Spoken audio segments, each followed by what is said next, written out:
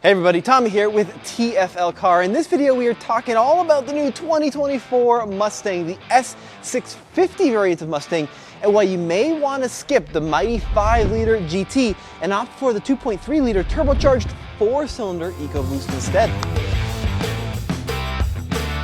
So in the previous generation of Mustang, the S550, Ford offered a number of different engine options, starting with a naturally aspirated V6, but shortly into the production run of the S550 generation, that was killed off, and the base powertrain was a 2.3-liter turbocharged 4-cylinder, and then if you upgraded to the 5-liter GT trim, you of course got the big V8. Well, in the past, most folks have opted for the V8 option if they wanted a fun-to-drive, performance-oriented Mustang.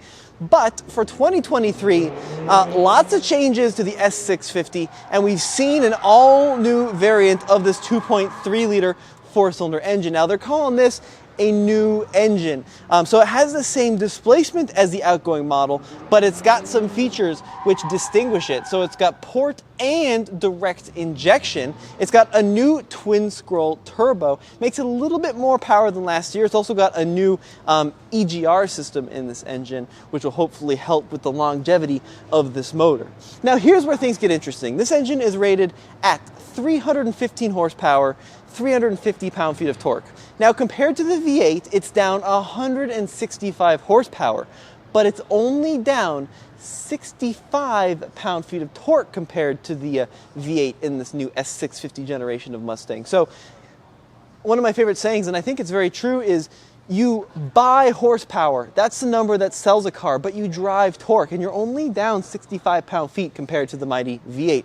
Now, of course, you're missing some things like the sound, which we'll talk about in a second here, but really, those are some pretty impressive numbers. Peak power in the 2.3-liter turbocharged engine for this S650 generation of Mustang comes in at 5,500 RPM, which means that unlike a lot of modern-day turbocharged engines, this engine should be willing to rev well high into the RPM range and still deliver a lot of fun performance. Peak torque is at 3,000 RPM, which also means that you'll get a good push of acceleration even if you're lower down in the rev range. So I'm really liking these numbers. I'm really liking that area under the curve, which is how you drive these cars. So let's talk about the design of the S550 compared to this new 2024 model year. Now they claim this is an all-new generation of Mustang. When this car debuted in September of last year, there was some debate. Is this a facelift? Is it all new? Well, Ford is claiming through and through an all new generation. I've been talking to some engineers and they claim that every system of this car has been touched. Not only are the engines heavily revised over the previous gen, but every body panel is new. The integration of the electronics is new, and through, this is a new car. But let's talk about the design, because if you do squint hard, you definitely see some S550, these squinty headlights, the way the grille is incorporated, but everything is much more angular, everything is far more aggressive. Now starting here in the front, you've got these 3-pod LED headlights finished with this black surround on this trim, which looks really good, and then you've got the little pony here running in the corner of the headlights. This front fascia is very flat. It's been extremely elongated to help this car look more menacing in the rearview mirror. Now how do you tell an EcoBoost from a GT? Well, the primary way to tell is in the grille. Now in previous generations of Mustang, the easiest way to tell the grille mounted fog lights. You're not going to find that in the S650. Instead, you're going to notice the grille here is clear without these little nostrils, whereas the GT has these really squared off vents in the corners of the grille. Now, other ways to tell from a quick glance, these intakes on the EcoBoost are actually blocked off. So this honeycomb design feeds these little blank panels. This does not feed any air into the engine bay. It doesn't vent any air. You do have some flat plastic grille here, and then you also have this fairly aggressive lower front splitter. And I like this black plastic. Looks very easy to replace, looks very durable, and looks like if you run it into a curb, you're not going to run into any issues. The other great thing about the EcoBoost is you're able to spec this car with some true performance goodies, including the 2.3-liter high-performance package. Now, this is going to run you between $3,000 and $4,000, but it really transforms the character and the handling of the car and turns this into what someone would consider a rental spec Mustang, which I don't think is fair to begin with, but into a true performer. Now, the wheel and tire package on the high performance spec is unique. So you get two 55/40 R19 tires, a summer tire. This is a Pirelli P0, and that wraps around these fantastically huge Brembo brakes with Mustang branding. Now, this bolts to a revised suspension setup with MagneRide capability, so it's a dynamic suspension setup. And then as we make our way to the rear, you get a 355 axle ratio with a Torsen limited slip differential, and that's before you talk about all the interior enhancements. So if you want your EcoBoost to perform in the corners like a GT, if not better, then this 2.3 high performance package is definitely the way to go. Now, also part of this high performance package, you're going to find this lip spoiler, which extends the length of the vehicle and accentuates the width of this car. It's going to change depending on whether or not you're looking at a coupe or convertible, but the coupes get it. And there's also a new high performance exhaust system on this 2.3 liter with quad tips, exactly like what you'd find on the GT, and that's going to have a variable sound metric. Now, as we make our way to the rear of the vehicle, the styling has changed pretty dramatically back here, specifically with this crease in the taillight. So when the sun is shining down, you get this really neat shadow, which kind of hides the angle of the car. But this is a throwback to the 67 Mustang Fastback that had these scalloped taillights, except in this new 2024 model, it's a very exaggerated V in that line that it makes against the rear fascia of the vehicle.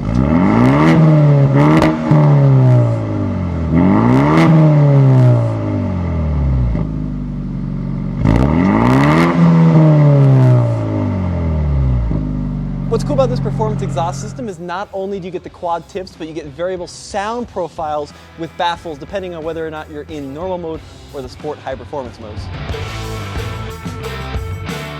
So Ford has actually allowed me to take a look at another 2024 Mustang, this time in yellow splash metallic, and we can see some of the design differences between this GT and the EcoBoost that we were looking at earlier. So I mentioned those grille nostrils, pretty prominent here, although I wish we still got the GT fogs in the grille. That was such an iconic feature of this model. And then as we make our way up here to the hood, you'll also notice some venting on this GT that we didn't see on the EcoBoost equipped car. And then of course I talked about that air vent on the side. If you want to look down here, Ian, you can see this is a functional air vent to feed that cooling system right there that we didn't have on the EcoBoost. Now as we make our way to the rear of the car, a very prominent difference between that EcoBoost we were looking at and this GT is going to be the rear wing, which stands up significantly above the trunk lid in this GT equipped car. But like I said, that EcoBoost we were looking at earlier did have the $1,200 optional performance exhaust, which means you got quad tips on that car as well, except without the GT sound, of course.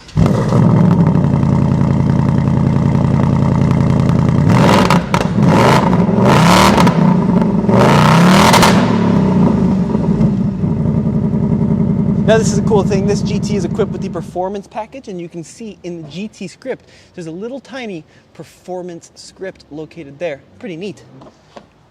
Let's talk about seats on the interior of the S650 generation of Mustang, and this is where things get really cool, because whether or not you get the EcoBoost or the GT, you can spec these Recaro seats, these thick bolsters, these fantastic supportive units. Okay. Maybe I'm being a little bit over dramatic here, but here's the thing, right? I always felt like certain Ford Recaros of the past have been too aggressive. Like the Fiesta Recaros, the previous gen Raptor Recaros are just, they're bolstered too strong. But this generation of Recaro in the S650 actually feels really good. Now, of course, I'm one to talk. I weigh 95 pounds soaking wet and I'm about as thin as a pole. But I will say they fit my body pretty well. And even if I actually had some girth to me, I feel like they wouldn't be overly aggressive. Now, of course, you can't adjust the headrest up and down. This is a fixed unit, but I think it's an attractive seat, and it's pretty cool. You can get this seat on both the EcoBoost and the GT. Now, as we step inside the Mustang, one thing I noticed is the steering wheel is vastly improved over the S550. Now, we are sitting in the GT spec, but the EcoBoost is going to have a very similar wheel, flat bottom, and really nice bolstering. Not too thick, not too aggressive. And then, of course, if you get the performance pack, you get that nice leather-wrapped steering wheel. You get get some other goodies throughout the wheel as well, which make it very, very nice to hold. Now, the paddle shifters are one area that definitely needs some improvement, right? This is a high-performance oriented vehicle meant for track work, but these paddle shifters, they're just really chintzy. They do operate the 10-speed automatic transmission as advertised, but they just don't feel very high quality. I'd love to see some aluminum or maybe some titanium units that extend higher up the wheel. Now, one thing you have to know about the EcoBoost, you can only spec it with the automatic transmission. Now, if you want the manual, you can still get it in the 2024 model year by upgrading to the GT-equipped powertrain, but EcoBoost is automatic only, which is a bummer. I'd love to see the manual transmission extend into the lower priced vehicles. One huge change they've made on the S650 compared to the S550 is the overall dash design. So the previous generation and most Mustangs prior to this car have utilized what's called the double brow dash, which is this design that incorporates a hump above the dashboard in front of the driver, and then a descent before coming up to another hump in front of the passenger. An iconic design cue dating back to the 1960s, really. Well, in this S650, they've gone away from that. They've gone to an entirely new dash layout, which is what they describe as much more modern, more driver-centric, but I kind of miss the double brow. That was such an iconic Mustang feature, which helped this car stand out from any of the competition. This new dash layout is much more modern, much more sophisticated, but I do miss that iconic touch. Now, another thing which I really like about the EcoBoost is the interiors are basically the same EcoBoost to GT, and you get this cute little Mustang script there in front of the passenger just to remind them that they're riding in something a little special. Let's talk about the main infotainment screen, because this is really big news in this generation of Mustangs. So it's a 13-inch display, and it's actually angled at a 10-degree angle toward the driver, and I'm told that angle with the black background is going to cut down on glare. But why this is a big deal is that this is a very unique screen for the Mustang. So I've driven just about every other Ford product, the trucks, the SUVs, across the lineup. Sync is very consistent across the board, but not in this Mustang. This is a new generation of screen. It's a new generation of infotainment, and let's see how our initial impressions are. Now, the first thing I like is we've got static controls across the bottom of the screen for temperature, for fan speed, for direction. You can push up there, and that should open up the direction screen there. And I do like how they incorporate Mustang-specific graphics into this vehicle. But I like that the temperature doesn't move. Now, it isn't a hard control. It's not a knob like it has been previously. They are touch-sensitive controls, but you can also slide them up and down if you want quick adjustment, for example, of temperature. Let's take a look at the audio screen. So we're going to open up the audio page there. You got sources here on the left. Kind of confused it a little bit. It's a little slow, a little laggy, but keep in mind this is a early production car. But you've got presets on the bottom of that, pretty standard. You've got your sources screen here. You've got Apple CarPlay, which you could access there, Bluetooth audio, all on that screen. AM, FM, Sirius, of course, all incorporated there. And then you got your home button on the top left to quickly get home. Of course, you got the big navigation screen. Graphics really look quite good. Let me see if we can brighten that up a little bit. There we go. Yeah, and that looks a little bit better, a little bit more dynamic, a little bit more colorful by turning the lights off there, but really snappy. A lot going on that screen, but seems pretty intuitive. And then my favorite screen is actually going to be the My Mustang screen, and this is where things get interesting. So in this GT, first of all, they actually match the GT to the car you're in, which is cool, but you have a number of different exhaust notes, and you can change the mode all via these shortcuts here on the screen. We also have a number of auxiliary gauges, which is fantastic. So here we've got oil pressure, we've got some temperature stuff, and we've got screen layout there. We can also change the layout a little bit, add some more information there. Look at all that. Lots of configurability there, which I definitely appreciate. Even looks like we got potentially diff temperature there, which I think is nice. And then the cluster screen as well. So we can change the look of the instrument cluster all through this central screen. Now, this is a 12-inch instrument cluster. You got the normal setting, standard gauges there. You can go into the sport mode. That's going to go to this very futuristic look with these kind of more angular displays. Track is going to prioritize the tachometer and then make that the priority versus the speedometer, and then you got temperatures on the side, of course. You've got calm, so if you've just gone back from the track and you want a nice chill ride home, you can do that. And then the craziest one is Fox Body.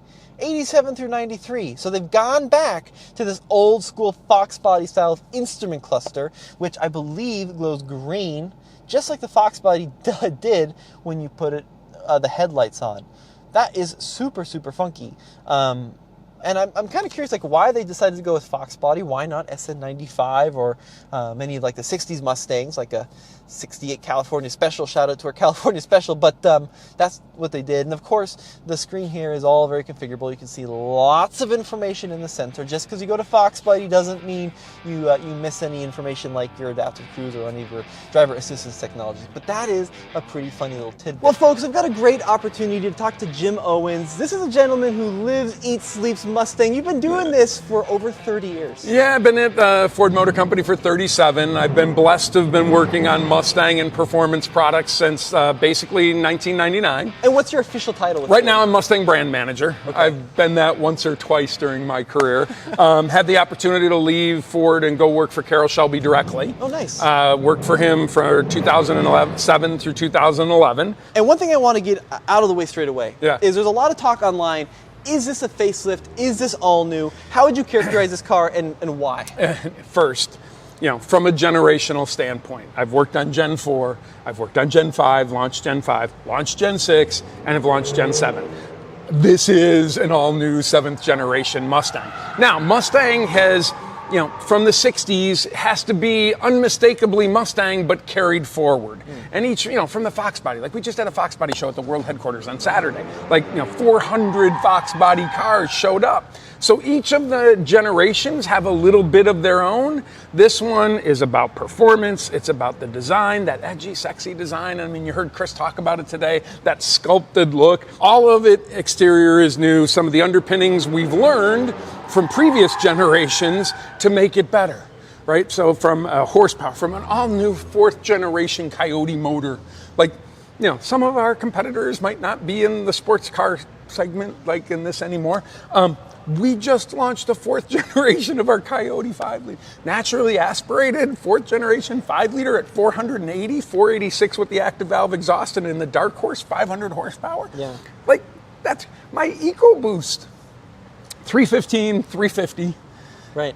4 cylinders less than my 4.6 in Gen 5. Yeah. So it is an all-new Mustang, 7th generation, but it's got to look forward. So one other thing I wanted to ask you, gauge cluster. You got all the different modes, and you got the Fox mode, 87 to 93. Yeah, Fox body. Why did the team laser focus in on that? I mean, you've got 60 years of Mustang heritage. Why the Fox body? Yeah, so the Fox body is resurging right now, both in the aftermarket and collection. Like I said, we had that Saturday at World Headquarters. That younger audience, that's the tweaker and tuner car right now. It is kind of growing in price point, but it's the one you can afford and you can modify and make your own from that generation that takes the older car, makes it theirs. So we were kind of all focused on the Fox body for that reason. Now, as we pan down to the area below the climate vents, a couple things you'll note are some hard controls, some very important hard controls. So first off, you've got the prominent start-stop engine button located right down there to turn the engine on and off. Blank panel there, but just to the right of that is going to be your Mustang mode. So click that. That's going to give a shortcut into your Mustang screens. You got the ever important traction control off button, of course, hazards. You've got some favorite buttons there, which you can configure, and then you've got your max defrost there, which is an important feature. And then the greatest thing about this Mustang is just to the right of that, you've got volume knob, and of course power to turn the volume off. They haven't abandoned the volume knob in the Mustang for 2024. Available on every Mustang for 2024, be it the 2.3 or the 5.0 GT, is the drift brake. Now, this is a multifunctional tool which operates a couple of things. First of all, it operates as a parking brake, not as you expect. So to turn the parking brake on, put your foot on the brake, right? Lift up, that's going to engage the parking brake. To release it, foot on the foot brake, push down. That's going to do it. So there's no button, right? There's no lockout that keeps it in the up position. Instead, it's up and down to release it. And then there's a setting in the screen to engage the drift brake. Now, when the drift brake is engaged, you put this vehicle into drive. You want to engage a drift. You pull up. It is torque sensitive. That's going to lock up the rear wheels for an instant, allow you to initiate the drift, and you can power out of it. Of course, developed by RTR and Von Gittin Jr., but that's a really cool piece of functionality which has made its way into the 2024 Mustang, and it even, is incorporated with the warranty. How neat is that?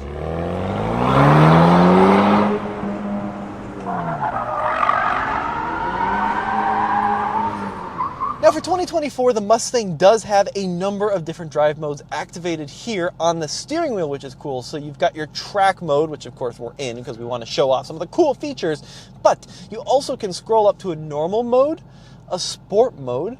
There's the track, you get these really cool graphics. Now there's a drag strip mode to help prioritize quarter-mile times, a slippery mode, and then also custom settings. And then beyond that, here in the center screen, you also have line lock, as well as various timers for 0 to 60, braking performance, and a lap timer. In the Mustang, you're gonna find yourself a wireless charger. You can stick your phone on there, start charging wirelessly. It's still easily accessible if you need to get at it for whatever reason.